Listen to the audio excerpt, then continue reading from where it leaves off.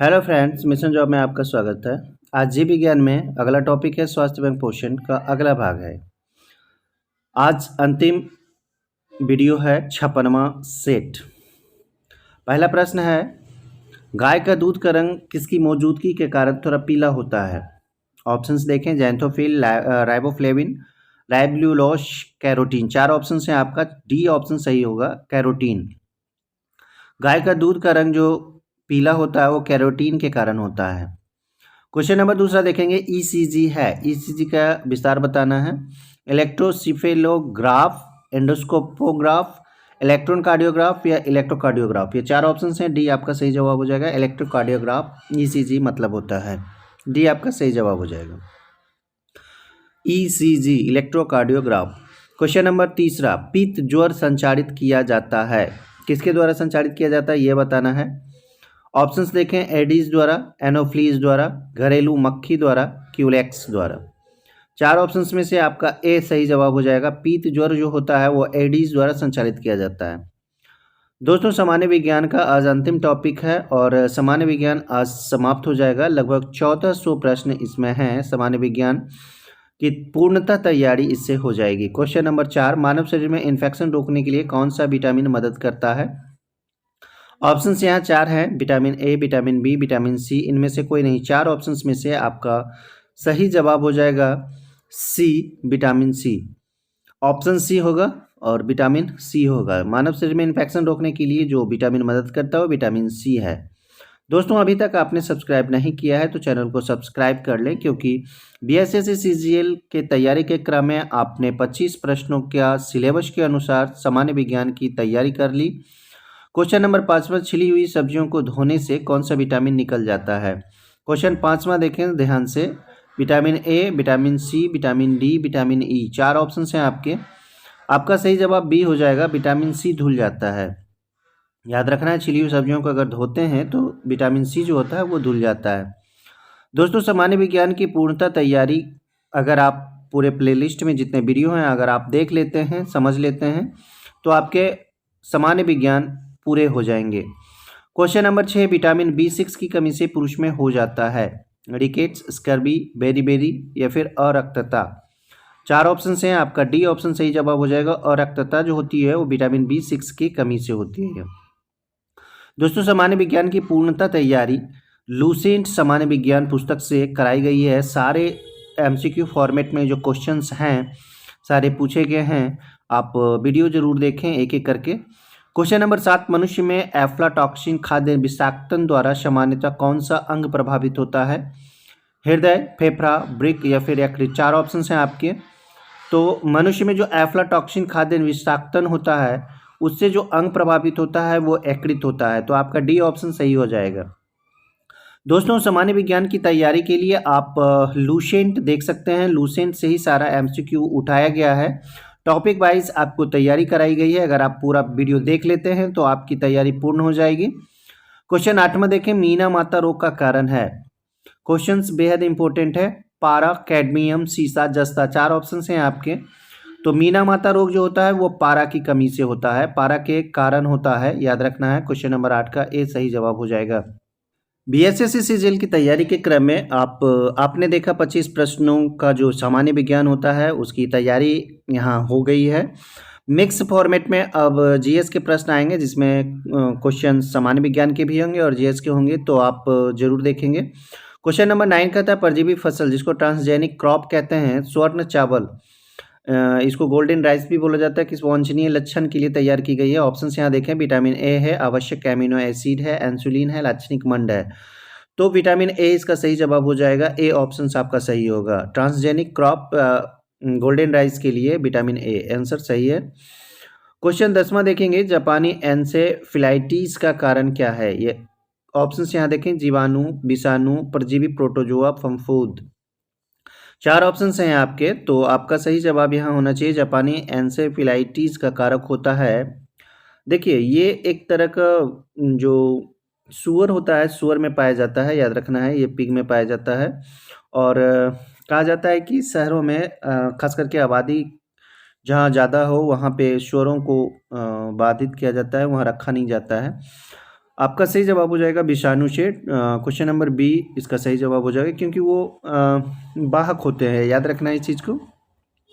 Question number 11 कहता है निम्नलिखित में से किसकी उपस्थिति के कारण दूध में मिठास आ जाती है? साइक्रोज, लैक्टोज, सुक्रोज, कैरोटीन। आप जानते होंगे, बेहद आसान सवाल है। लैक्टोज के कारण दूध में मिठास आ जाता है, बी आपका सही ऑप्शन हो जाएगा। दूध में जो मिठास आती है वो लैक्टोज के कारण आती है। दोस्तों ज़्यादा से ज़्यादा शेयर करें। अगर आपने अभी तक सब्सक्राइब नहीं किया है तो चैनल को सब्सक्राइब कर लें और लाइक कमेंट करना ना भूलें, कमेंट जरूर करें। क्वेश्चन नंबर 12 कहता है पौधों और जंतुओं में कार्बोहाइड्रेट किस रूप में संचित होते हैं?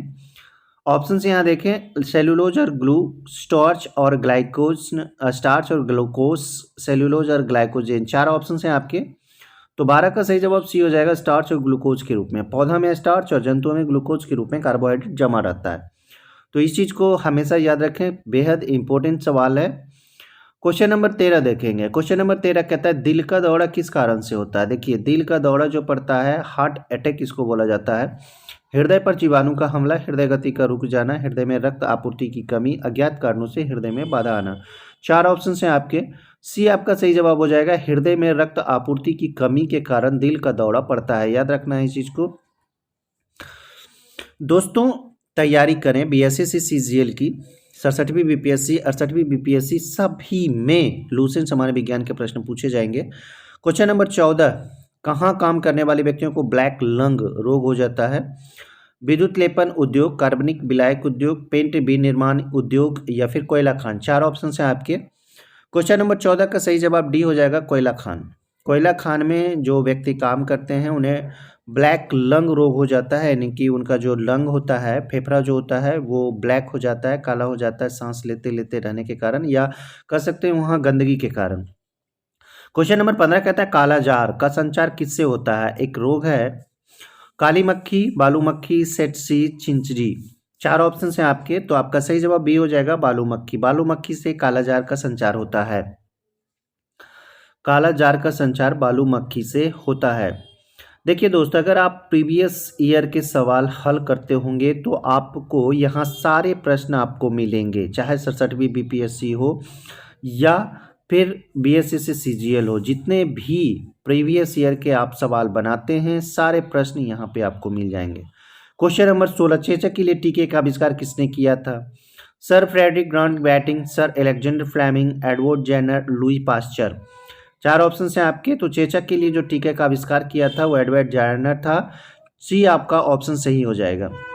दोस्तों प्रीवियस ईयर के सवाल अगर आप हल करते हैं तो यहाँ से भी आप सेट बना सकते हैं।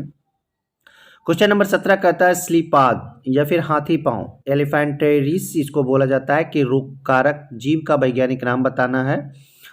एस्कॉरिस लैम्ब्रिकॉइडिस, स्क्यूलेक्स पिम्पियंस, बुचरेरिया बैंक्राफ्टाई, फैसियोला हैपेटिका। ये 4 ऑप्शन हैं आपके। तो सी आपका सही जवाब हो जाएगा, बुचरेरिया बैंक्राफ्टाई जो होता है वो हाथी पाव या फिर एलिफेंटेरिस जो रोग होता है उसका कारक होता है, और जीव जो होता है उसका वैज्ञानिक नाम होता है बुचरेरिया बैंक्राफ्टाई। 18 नंबर सवाल है, किस सूक्ष्म जीव के द्वारा हेपेटाइटिस बी की बीमारी होती है? क्वेश्चन नंबर 18 है। ऑप्शन यहाँ देखें, वायरस, प्रोटोजोआ, बैक्टीरिया, इनमें से कोई नहीं। 4 ऑप्शन हैं आपके।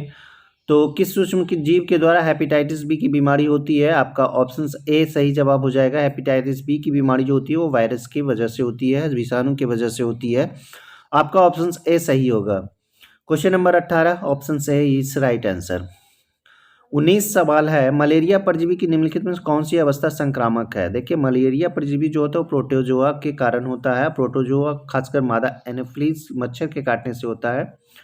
साइजोजोआइट, स्पेरोब्लास्ट, ट्रोफोजोआइट, स्फेरोजोआइट, ये 4 ऑप्शन हैं, अवस्था हैं जो कि मलेरिया परजीवी का अवस्था होता है शरीर में। तो आपका डी सही जवाब हो जाएगा। स्पोरोजोआइट एक अवस्था होता है, स्टेज होता है, ये बेहद संक्रामक होता है। क्वेश्चन नंबर 20 कहता है काली मौत, ब्लैक डेथ किसे कहते हैं? काली मौत या ब्लैक डेथ किसे कहते हैं? ऑप्शंस देखें, कैंसर, प्लेग, एड्स और मलेरिया। 4 ऑप्शंस हैं आपके। तो कैंसर तो नहीं होगा, एड्स नहीं होगा, मलेरिया नहीं होगा, तो इसका आंसर बी हो जाएगा, प्लेग। काली मौत जो होता है, ब्लैक डेथ, ये प्लेग के नाम से जाना जाता है। दोस्तों ज़्यादा से ज़्यादा शेयर करें, शेयर ज़रूर करें दोस्तों, और सब्सक्राइब करना ना भूलें, सब्सक्राइब भी ज़रूर करें। क्वेश्चन नंबर 21, बहु औषधि चिकित्सा MDT किसके संक्रमण के लिए है? एड्स, कोढ़, हैजा, हेपेटाइटिस। 4 ऑप्शन हैं आपके। आप टीवी में ऐड भी इसका आता था MDT, बहुऔषधि चिकित्सा किसको बोला जाता है? तो MDT का प्रयोग किया जाता है कोढ़ में। बी आपका सही ऑप्शन हो जाएगा। क्वेश्चन नंबर 21 का सही ऑप्शन बी हो जाएगा, कोढ़। MDT कोढ़ के लिए आवश्यक होता है। क्वेश्चन नंबर 22वां देखेंगे, डाउन सिंड्रोम वाले व्यक्ति अपरिहार्य रूप से किससे ग्रस्त हो जाते हैं? डाउन सिंड्रोम, ध्यान दें, डाउन सिंड्रोम। तानिका शोथ, मस्तिष्काघात, हंटिंगटन रोग या फिर अल्जाइमर रोग। 4 ऑप्शन हैं आपके।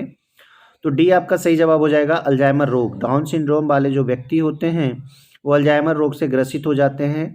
क्वेश्चन नंबर 22 का सही जवाब डी होगा, अल्जाइमर रोग।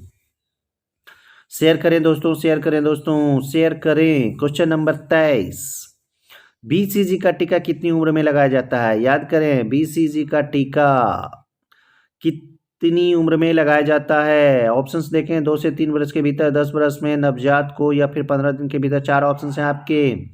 सी आपका सही जवाब हो जाएगा, नवजात को BCG का टीका लगाया जाता है। BCG का टीका नवजात को लगाया जाता है। क्वेश्चन नंबर 23 का सही जवाब सी हो जाएगा। 24, थैलासीमिया एक वंशानुगत बीमारी है जो कि निम्नलिखित को प्रभावित करती है। थैलासीमिया एक वंशानुगत बीमारी है जो कि निम्नलिखित को प्रभावित करती है, खून, फेफड़ा, दिल या फिर निम्न। 4 ऑप्शन हैं आपके। 24 का सही जवाब ए हो जाएगा, खून। थैलेसीमिया जो होता है वो खून की बीमारी होती है और यह वंशानुगत बीमारी होती है। इतना मेहनत दोस्त, एक लाइक तो बनता है, एक लाइक जरूर करें, लाइक जरूर करें दोस्तों। इतनी मेहनत को आप लाइक नहीं कर सकते हैं तो क्या कहें।